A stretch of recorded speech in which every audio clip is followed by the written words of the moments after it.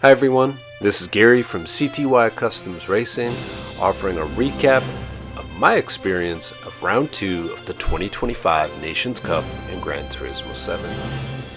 Now this event featured a somewhat controversial car in the Red Bull X 2019, but at an extremely popular track, Circuit Spa-de-Francorchamps, otherwise known as Spa.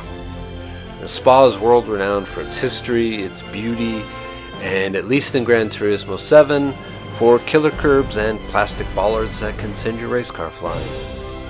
Now luckily for me, I did not catch air in this race, but I do have to be careful because this is the kind of circuit where drivers like me end up being passengers.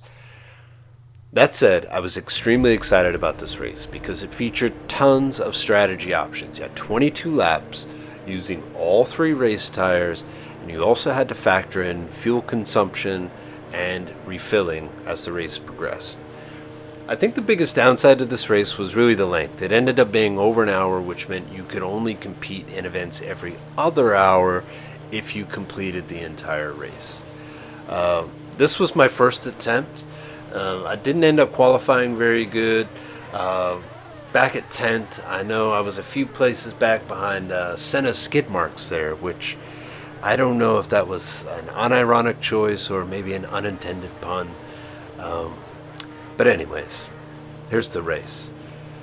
So as we get into it, everyone got bunched up on the first turn, first lap. I tried to take some avoiding action. I ended up hitting the car in front of me. I got hit with a 3-second penalty right away, which is not a great way to start your race, but it's okay. It's okay. I can recover, especially in this car. I know that the Red Bull gets a bad reputation for being undrivable, but I can... Jesus Christ. Alright, well I got sent to timeout. But you know what? That's okay. It's lap 1. There's plenty of race to go. I just need to settle down, get into the rhythm. God damn it! So pretty early on in this race, I'm starting to wonder if I'm really American enough to represent our country in this tournament. I wonder, can I summon the power of bald eagles and light beer and barbecue and fireworks? I really don't know though, because I ended up quitting this race so that I'd have time to finish the second race before bed. Alright, on to my second attempt at this race. By this time, I've had some experience around the track in this car. I have a better feel for things, but I see that this lobby is stacked. Immediately, boom, Wu-Tang Racer Clan, they're fast. I see them all over the place. I know Eddie's fast. This guy's got a goddamn eyeball on his car. I'm feeling a little bit intimidated, but I qualified a little bit better this time. I was able to place myself further up into the grid. I believe I'm starting in 7th. Yep, starting in 7th. I opted for the harder tires coming into the race, so I knew that there would be some people that would pass me. But that's okay. Here I am, lap 2. Just making it around here. I'm in 10th place and cooking up. Check that, 10th place into 9th place. And pit on lap 6. I decided to take the medium tires and I'm going to take a full tank of fuel. But after that, I didn't see anybody for like 10 laps, literally. It was just me all alone. Just me. Alone.